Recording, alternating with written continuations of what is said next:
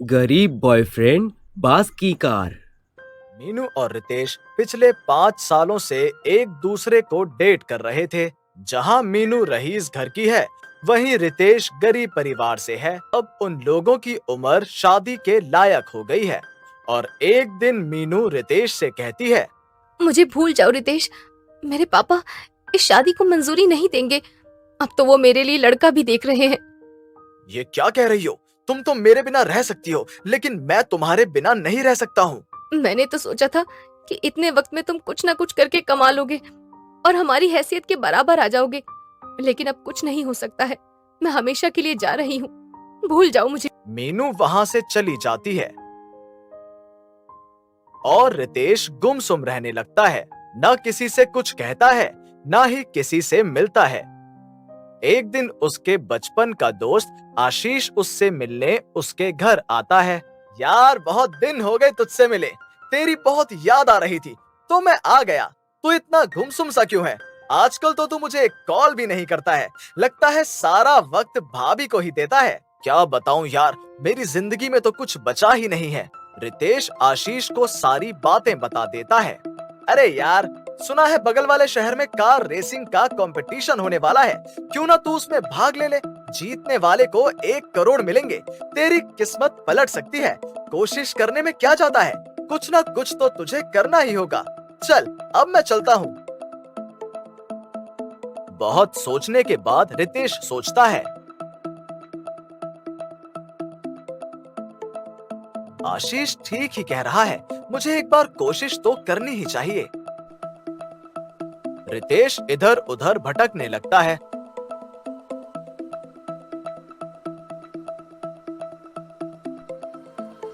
तभी उसे शादी का पंडाल दिखाई पड़ता है और वो सोचता है, बांस से अगर पंडाल बन सकता है तो कार भी बन सकती है। क्यों ना मैं बांस की कार बनाऊं? खर्च भी कम पड़ेगा इसमें। रितेश अपने घर वापस जाता है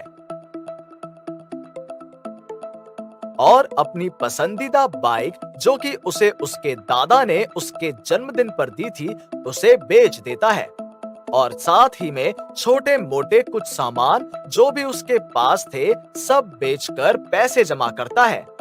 अगर मैं किसी दुकान में बांस खरीदने गया तो मैं लुट जाऊंगा। इससे अच्छा होगा कि किसी किसान के पास जाऊं। वो मुझे कम में भी देगा और मेरी मजबूरी भी समझेगा। रितेश अपने गांव के एक किसान के घर में जाता है और उससे कहता है, काका, मैं आपके पास बहुत उम्मीद लेकर आया हूँ। मुझे अपनी कार बनाने के लिए बांस की जरूरत है। मेरे पास जितने पैसे थे मैं सब ले आया हूँ। बेटा, इतने में तो मेरी लागत के पैसे ही निकलेंगे। तू ही बता, इतनी मेहनत करके मैं कुछ ना कमाऊं? इस फसल से मुझे बहुत उम्मीद है। पैसे जमा करके मैं अपना ये घर ठीक करवाना चाहता हूँ। काका, मैं बहुत मुसीबत में हूँ। किसान तो सबकी मदद करते हैं। मेरा काम हो गया तो मैं अपनी जीत की कमाई के 10% आपको दे दूंगा। आप बस मेरी मदद कीजिए। ये मेरी जिंदगी का सवाल है। ठीक है बेटा, किसी की जिंदगी से बढ़कर जरूरी नहीं है मेरा घर बनाना। किशन रितेश को बांस दे देता है और रितेश दिन रात एक करके अपनी कार तैयार कर लेता है और आशीष को कार दिखाने बुलाता है। मुझे ये दिमाग किसने दिया रितेश? कार तो तूने बहुत अच्छी बनाई है। सबसे अलग दिखाई देगी ये बांस की कार। हाँ भाई, लेकिन मुझे बहुत डर लग रहा है। वहाँ सब एक से एक धुरंधर आएंगे और मैं नौसिखिया। अरे उससे क्या होता है, देख लेना, इस बार तू ही जीतेगा। अपनी कार में मुझे घुमाएगा नहीं। आशीष और रितेश कार से घूमने निकलते हैं। अरे भाई, ये कार तो बहुत ही धीरे चलती है। उन विदेशी कारों की बराबरी कैसे कर पाएगी? अब मैं क्या करूं? क्यों ना हम इसके इंजन में सिलेंडर लगा दें, तो ये बहुत तेज चलने लगेगी। आशीष अपने घर से सिलेंडर ले आता है और कार में लगा देता है। अब ये बांस की कार हवा से बातें करने लगती है। प्रतियोगिता का दिन आता है। आशीष और रितेश शहर के लिए निकल जाते हैं। उधर मीनू भी चुपके से रितेश को भाग लेते हुए देखने पहुंच जाती है, जहां सभी लोग बड़ी बड़ी विदेशी गाड़ियों के साथ रेस में खड़े होते हैं। वहीं रितेश अपनी छोटी सी बांस की कार के साथ खड़ा होता है। प्रतियोगिता में भाग लेने वाले दूसरे भागीदार रितेश का मजाक उड़ाने लगते हैं। अरे ये क्या खिलौना लेकर आ गया है, ये तो 2 कदम भी नहीं चलेगी। तू क्या अपना मजाक बनाने आया है? अभी भी वक्त है, पीछे हट जा। ये सब सुनकर रितेश का मुंह लटक जाता है और वो मायूस हो जाता है। दोस्त, हिम्मत मत हारना, भले ही हमारी कार छोटी है लेकिन इसमें जीत तेरी ही होगी। भीड़ में से मीनू की आवाज आती है और वो कहती है, best of luck my love. Meenu की आवाज सुनकर रितेश को हौसला आ जाता है। प्रतियोगिता शुरू होती है। रितेश की कार हवा से बातें करने लगती है। ये देखकर वहां खड़े सभी लोग आश्चर्य में पड़ जाते हैं। सभी कारों को पीछे छोड़ रितेश रेस जीत जाता है और 1 करोड़ का इनाम जीत करोड़पति बन जाता है। आशीष और रितेश के साथ साथ मीनू भी खुशी से पागल हो जाती है। रितेश, अब बिना देरी किए तुम मेरे पापा से मेरा हाथ मांग लो। मेरी जीत का श्रेय काका को जाता है, जिसने बिना स्वार्थ के मेरी मदद की। मैं सबसे पहले उनके पास जाऊंगा। रितेश किसान के पास जाकर उसे अपनी जीत के 10% देकर उसका आशीर्वाद लेता है और मीनू के घर आ जाता है। उसका हाथ उसके पिता से मांगता है और दोनों की शादी हो जाती है।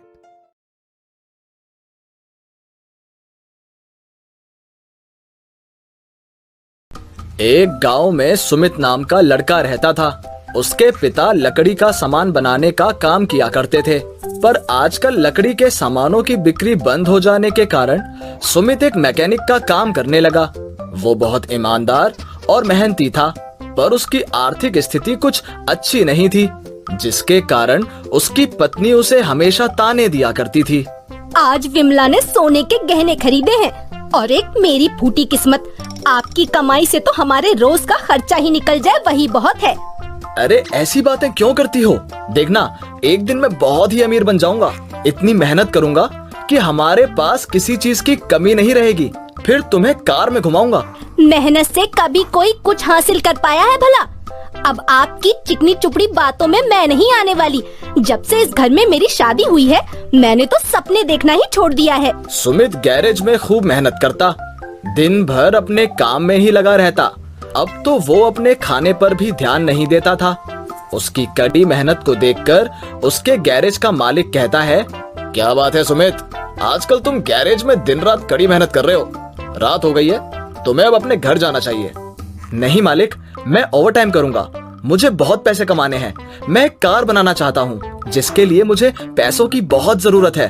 ठीक है सुमित, जैसी तुम्हारी मर्जी, पर अपनी सेहत का भी ध्यान रखना। सुमित ओवर टाइम से मिले पैसों को एक गुल्लक में जमा करता जाता है और कुछ दिन बाद जब गुल्लक भर जाती है तो वो उस गुल्लक को फोड़कर सारे पैसे बाहर निकाल लेता है। आखिरकार मैंने इतने पैसे जमा कर ही लिए। अब इन पैसों से मैं कार के पार्ट्स खरीदूंगा और फिर उससे कार बनाऊंगा। कहीं आप पागल तो नहीं हो गए हैं? आप कार बनाएंगे? फिर तो बन गई कार। हाँ सुमन, आज तक मैंने तुम्हें कभी कुछ नहीं दिया, पर मेरी दिली इच्छा थी कि मैं तुम्हें कार में घुमाऊं। इसलिए कई दिनों से मैं थोड़े थोड़े पैसे जमा कर रहा था। आज गुल्लक में बहुत पैसे हो गए हैं। इससे मेरे कार के लिए अच्छा खासा सामान आ जाएगा। सुमित दिन रात मेहनत करके कार को कंप्लीट बना लेता है। वो उसे चलाकर देखता है और कार चल पड़ती है। सुमित की खुशी का कोई ठिकाना नहीं रहता। ओह, आखिरकार मैंने बना ही लिया। मेरी कार, मेरी खुद की कार। अब सुमन मुझ पर कभी गुस्सा नहीं करेगी। पूरे इलाके में शायद किसी के पास ऐसी अनोखी कार नहीं होगी। शाबाश सुमित, शाबाश। ऐसी लाजवाब कार तो हमने कभी नहीं देखी। मुझे तुम पर गर्व है। जल्द से जल्द ही कार अपनी पत्नी को दिखाओ। हाँ मालिक, अभी जाता हूँ। सुमित गाड़ी लेकर अपने घर के लिए निकल जाता है। वो मस्ती से कार चलाता है और गाना गुनगुनाता है। चला जाता हूँ किसी की धुन में, धड़कते दिल के तराने लिए। रास्ते में उसकी नजर एक फूल की दुकान पर पड़ती है। वो फूल लेने फूल वाले की दुकान के पास अपनी गाड़ी रोकता है। वो मन ही मन सोचता है, सुमन के लिए कुछ फूल ले लेता हूँ, वो बहुत खुश हो जाएगी। गाड़ी से उतरकर वो फूल वाले से कहता है, अरे फूल वाले भैया, जरा अच्छे अच्छे लाल गुलाब दिखाना। देखिए भैया, कौन से गुलाब पैक कर दूं? सारे गुलाब ताजे हैं, ये लाल गुलाब लीजिए, भाभी खुश हो जाएंगी। सुमित दुकान से गुलाब लेकर जैसे ही पीछे मुड़ता है, देखता है कि कार वहां है ही नहीं। हे भगवान, कहाँ गई मेरी कार? यही तो खड़ी की थी मैंने, मेरे सारे पैसे उसमें लगे थे। अब मैं सुमन को क्या कहूंगा? भैया आप देरी मत करिए, तुरंत पुलिस स्टेशन जाकर रिपोर्ट दर्ज करवाइए। सुमित भागते भागते पुलिस स्टेशन जाता है। पसीने से लथपथ सुमित पुलिस स्टेशन पहुंचता है, पर वहां उसे कोई नहीं दिखता। पर पुलिस स्टेशन के बाहर एक हवलदार कुर्सी पर बैठा हुआ कुछ काम कर रहा था। सुमित उसके पास जाता है। हवलदार साहब, मेरी कार चोरी हो गई है, मुझे रिपोर्ट लिखवानी है। तुम फटीचर, तुम्हारे पास कार कहाँ से आएगी? जाओ जाओ, मेरा टाइम खोटी मत करो। मैं एक मैकेनिक हूँ, मैंने बनाई कार, आप मुझे बड़े साहब से मिलवा दीजिए। मेरी सारी मेहनत की कमाई उस कार को बनाने में लगी हुई है। मेरी पत्नी को पता चला कि कार चोरी हो गई है तो वो मुझे जिंदा नहीं छोड़ेगी। इतना आसान काम नहीं है रिपोर्ट दर्ज करवाना। रिपोर्ट लिखवाने के लिए पहले तुम्हें टाइपराइटर से सारी बातें लिखवा कर लानी होंगी, उसके बाद कहीं रिपोर्ट दर्ज होगी। और जहाँ तक रही बड़े साहब से मिलने की बात, तो बड़े साहब तो अभी छुट्टी पर हैं, 4 दिन बाद ही आएंगे, तुम 4 दिन बाद आना। सुमित बहुत दुखी हो जाता है और उदास चेहरे के साथ अपने घर जाने के लिए निकल पड़ता है। रास्ते पर उसकी नजर शहर से आए कुछ लोगों पर पड़ती है, जो तरह तरह की कार लिए लाइन में खड़े थे। वहां जोर जोर से अनाउंसमेंट हो रही थी, कार रेस जीतिए और पाए 10 लाख रुपए नकद इनाम। अगर मेरे पास मेरी कार होती तो आज मैं जीत जाता, पर शायद मेरी किस्मत में ऐसा लिखा ही नहीं है। सुमित घर पहुंचता है और सारी बात सुमन को बताते हुए कहता है, मुझे माफ कर दो सुमन, शायद मेरी किस्मत में खुशियां है ही नहीं और मैं तुम्हें भी खुशी नहीं दे पा रहा। इतने दिनों से दिन रात मेहनत करके मैंने पाई जोड़ी और कार बनाई और वो कार चोरी हो गई। तुम्हारी सहेलियों के पति तो उन्हें क्या क्या तोहफे देते हैं, मैं तुम्हें कुछ भी नहीं दे पाता, मैं किसी काम का नहीं। क्यों जी, मैं आप पर गुस्सा करती हूँ तो आपने तो मुझे बिल्कुल बेगैरत ही समझ लिया। आपने इतनी मेहनत करके मेरे लिए कार बनाई, इतनी किस्मत वाली तो मेरी कोई सहेली नहीं हो सकती है। माना अब आपके पास पैसे नहीं बचे, पर कला तो आपके हाथों में है। इस कला का मैं करूंगा भी क्या? अगर आज मेरी कार रहती तो मैं कार रेस में हिस्सा लेकर 10 लाख रुपए जीत जाता। मेरे पास एक आइडिया है, आपको तो लकड़ी का काम पहले से ही आता है, क्यों ना आप एक लकड़ी की कार बनाएं और उस कार से रेस में हिस्सा लें। उस रेस में तो लोग इतनी महंगी महंगी गाड़ियां लेकर रेस करने आए हैं और मैं लकड़ी की कार से कैसे रेस जीतूंगा? गाड़ी तो इंजन से चलती है ना, उसकी बॉडी अब लोहे की हो या लकड़ी की, क्या फर्क पड़ता है? मैं अभी बाबूजी का कमरा खोलती हूँ, उसमें बहुत सारी लकड़ी रखी हुई है। सुमित अपने बाबूजी का कमरा खोलता है, जिसमें लकड़ी की मोटी मोटी लट्ठें रखी होती हैं। सुमित आरी उठाता है और लकड़ियों को काटना शुरू करता है। वो दिन रात मेहनत करके हूबहू वैसी ही कार बना लेता है जैसी कार उसकी चोरी हुई थी। सुमित बड़ी चालाकी से इस कार के इंजन में एक सिलेंडर लगा देता है, जिससे बटन दबाते ही कार हवा से भी तेज चल सकती थी। देखा जी, मैंने कहा था ना, आप कार बना लेंगे, मुझे आप पर पूरा भरोसा है। अब आएगा मजा, तुम देखना, अब मेरी कार की स्पीड का कोई मुकाबला नहीं कर पाएगा सुमन। ये सब तुम्हारे विश्वास के कारण ही हो पाया है। अब आप देरी मत करिए, जल्द से जल्द कार रेस में जाइए, कहीं ऐसा ना हो कि रेस शुरू हो जाए। सुमित अपनी लकड़ी की कार लिए कार रेस में जाता है। उसकी लकड़ी की कार को देखकर वहाँ बाकी लोग हंसते हुए कहते हैं, देखो देखो कैसा बेवकूफ आदमी है, लकड़ी की कार लेकर कार रेस में आया है। ये बैलगाड़ी हमारे कार के आगे नहीं टिकेगी, यहाँ कोई भी मुंह उठाकर रेस में भाग लेने चला आता है यार। छोड़िए जी, क्यों इनकी बातों पर ध्यान देते हैं? आप अपना मनोबल टूटने मत दीजिए, हम तो इसी कार से जीतेंगे। बड़ी हिम्मत करके सुमित उस रेस में अपनी कार लेकर रेसिंग ट्रैक पर खड़ा हो जाता है। सब लोग उसकी तरफ देखकर उसका मजाक बना रहे होते हैं। वो बहुत शर्मिंदगी महसूस करता है और इसका मनोबल टूटने लगता है। जैसे ही रेस स्टार्ट होती है, सारे लोग सुमित से आगे निकल जाते हैं।